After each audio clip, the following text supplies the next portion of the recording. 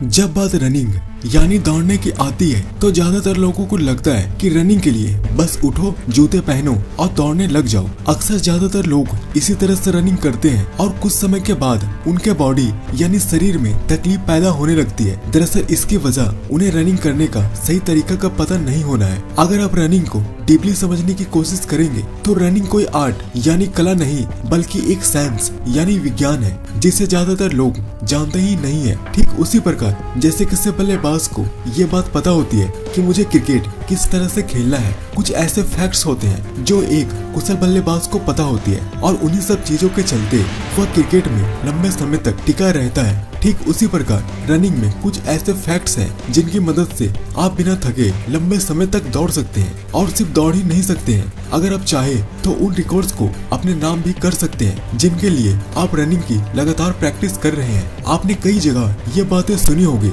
कि दौड़ने से स्टेमिना बढ़ता है और शायद आप इस चीज को मानते भी होंगे जो कि सच भी है। लेकिन क्या आपको पता है कि रनिंग से सिर्फ आपका स्टेमिना ही नहीं बढ़ेगा बल्कि आपके शरीर में ऐसे ऐसे गजब के चेंजेस यानी परिवर्तन भी आएंगे जिसके बारे में अभी आप अंदाजा भी नहीं लगा सकते हैं। स्टेमिना बढ़ाना रनिंग का सिर्फ एक छोटा सा पार्ट है। तो दोस्तों ये वीडियो आपकी जिंदगी की सबसे स्पेशल वीडियो होने वाली है, इसलिए इस वीडियो को शुरू से लेकर एकदम लास्ट तक देखना, क्योंकि इस वीडियो में जो बातें मैं आपको बताने वाला हूँ वह कोई साधारण बात नहीं है और आपको कम से कम अपने शरीर के लिए इन बातों का पता होना जरूरी है। तो चलिए वीडियो को शुरू करते हैं। फैक्ट नंबर 1, क्या आप उसेन बोल्ट को जानते हैं? इन्हें वर्ल्ड यानी दुनिया का सबसे तेज दौड़ने वाला इंसान माना जाता है। इन्होंने 3 ओलंपिक्स में 8 गोल्ड मेडल अपने नाम किए हैं और सिर्फ इतना ही नहीं, 2008 से सभी ओलंपिक्स के 100 मीटर और 200 मीटर रेस में जीतकर वर्ल्ड रिकॉर्ड बना चुके हैं। इन्होंने रनिंग करने के बहुत ही इंटरेस्टिंग फैक्ट्स बताए हैं और साथ ही उन्होंने ये भी बताया है कि फाइनल रेस में आपको क्या सोचना है जिससे आपके रेस में जीतने के चांसेस ज्यादा हो। तो पहले हम जानते हैं कि रनिंग का सही तरीका क्या है। Position of head, hands and shoulders यानी आपके सर, हाथ और कंधे की स्थिति। बोल्ट कहते हैं कि जब आप रनिंग करते हैं तो आपके हाथ हल्के से मुड़े होने चाहिए और साथ ही रनिंग करते समय उसे अपने शरीर से ज्यादा दूर तक ना लेके जाएं, उसे एक सीमित मात्रा तक ही आगे पीछे करें जैसा कि आप इस वीडियो में देख रहे हैं। और रनिंग करते समय आपका शरीर और आपका सर का पोजीशन ऊपर की तरफ नहीं होना चाहिए बल्कि सर का पोजीशन थोड़ा नीचे और आगे की तरफ हल्का सा झुका होना चाहिए जैसा कि आप इस वीडियो में देख रहे हैं। अपने कंधे 90 डिग्री के कोण पर रखने की कोशिश करें। इंटरव्यू में उसेन बोल्ट से पूछा गया कि जब फाइनल रेस का मौका आता है तो सभी धावक का दिल तेजी से धड़कता है, उस समय आपके दिमाग में क्या चलता है? इस इंटरव्यू में जो सवाल बोल्ट से पूछा गया था वो सवाल लगभग सभी धावक के मन में जरूर आता है कि आखिर उसेन बोल्ट जैसे बड़े प्लेयर्स फाइनल रेस में क्या सोचते हैं जिससे वह घबराते नहीं है और एकदम कॉन्फिडेंस यानी आत्मविश्वास के साथ रेस को जीत लेते हैं। तो इंटरव्यू में बोल्ट ने कहा कि हमारा दिमाग हमारे किसी काम को करने से 10 गुना ज्यादा बातें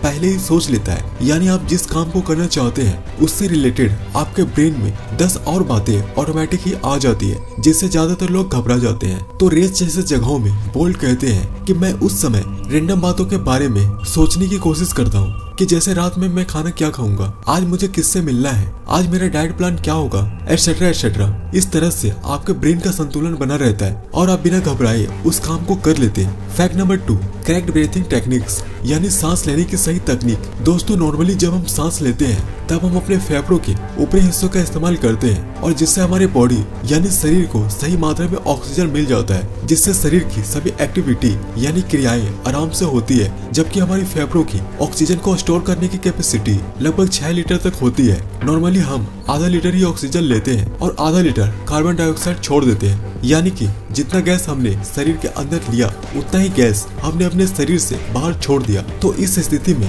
ऑक्सीजन और कार्बन डाइऑक्साइड का बैलेंस यानी संतुलन बना रहता है। लेकिन जब हम दौड़ते हैं तो दौड़ते वक्त हम जल्दी जल्दी सांस लेना शुरू कर देते हैं जिससे फेफड़ों का ऊपरी हिस्सा इस्तेमाल हो पाता है और जब आप मुंह से ज्यादा सांस खींच लेते हैं तो कार्बन डाइऑक्साइड को सही से छोड़ नहीं पाते हैं। तो इस कंडीशन में फेफड़ों में जरूरत से ज्यादा हवा भर जाती है जिससे ऑक्सीजन और कार्बन डाइऑक्साइड का संतुलन बिगड़ जाता है और इससे नई ऑक्सीजन फेफड़ों में कमी आ पाती है और फेफड़ों फेफड़ों की मांसपेशियों पर जोर पड़ने लगता है। इस वजह से फेफड़ों की मांसपेशियां थक जाती है और बिना ऑक्सीजन के शरीर में लैक्टिक एसिड की मात्रा भी बढ़ जाती है, जिससे आपकी बॉडी थक जाती है और आपको रुकना पड़ता है। दौड़ते समय आपको सांस को गहरा और लंबा लेना है, जिससे ऑक्सीजन की मात्रा हमारे शरीर में ज्यादा जाए और हम एक ही सांस में 5 से 6 कदम तक दूरी तय कर सके। दोस्तों, जितना अच्छे से सांस लेना जरूरी है, उतने ही अच्छे तरीके से सांस को छोड़ना भी जरूरी है। तो आप जितनी सांस ले उतनी ही सांस छोड़ दें और फिर बाद में नई सांस ले। हमारे सांस लेने की स्पीड हमारी दौड़ने की स्पीड पर डिपेंड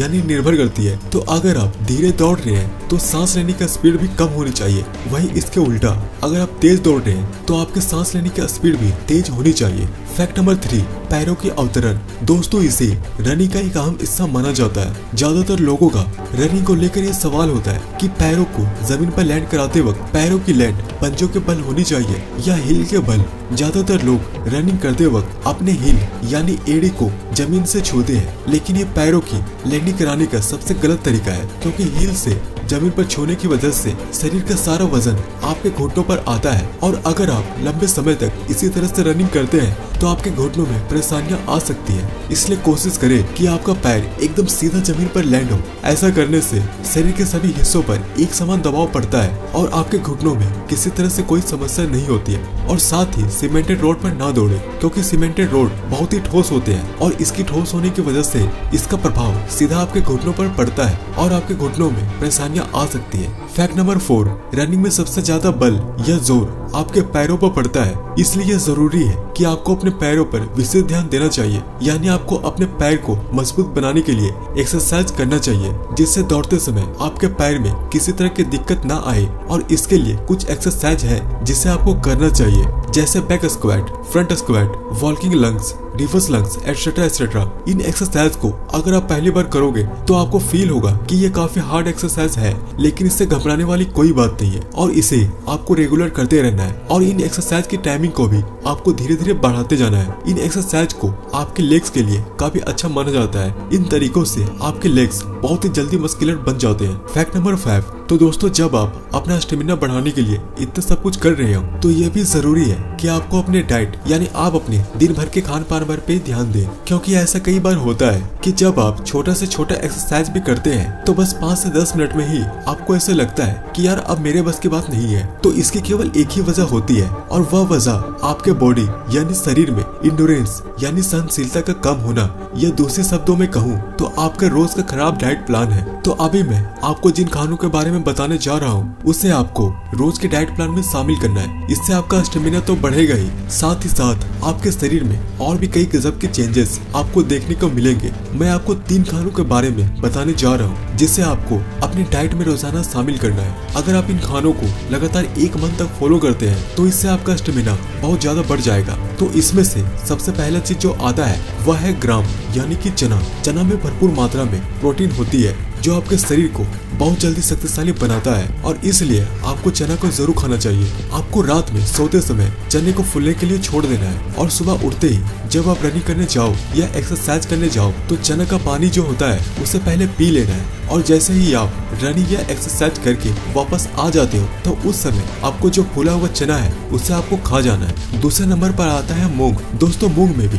बहुत ज्यादा प्रोटीन के साथ फैट भी पाया जाता है और इसे भी आपको चना की तरह ही खाना है। इसके और ज्यादा अच्छे परिणाम के लिए अगर हो सके तो आपको इसका पानी को भी पी जाना है। ज्यादातर लोग इसका पानी को पीना पसंद नहीं करते हैं क्योंकि इसका पानी बहुत ज्यादा कड़वा होता है। तीसरी चीज को बताने से पहले दोस्तों आप सभी को मैं बताना चाहता हूँ, इस वीडियो के डिस्क्रिप्शन बॉक्स में आपके लिए हमारी तरफ से एक छोटा सा गिफ्ट है। कृपया करके एक बार उसे चेक जरूर करना। लिंक डिस्क्रिप्शन और कमेंट बॉक्स में हम दे देंगे, एक बार उसे जरूर देखें। दोस्तों, तीसरे नंबर पर आता है बनाना यानी कि केला। एक केले में लगभग 3 ग्राम फाइबर होता है जो पाचन तंत्र को ठीक करने में मदद करता है। केले में विटामिन ए, विटामिन बी और मैग्नीशियम मिलता है। इसके अलावा विटामिन सी, पोटेशियम और विटामिन B6 भी होता है। केले में 64.3% पानी, 1.3% प्रोटीन, 24.7% कार्बोहाइड्रेट पाया जाता है। ये सभी तत्व एक स्वस्थ शरीर के लिए जरूरी होता है। तो दोस्तों, आपको ये वीडियो कैसे लगे नीचे कमेंट्स करके जरूर बताना। हेल्थ और फिटनेस से रिलेटेड और वीडियोस को रेगुलर देखने के लिए इस चैनल को सब्सक्राइब जरूर करना और साथ ही इस नोटिफिकेशन बेल आइकन को ऑन जरूर कर देना।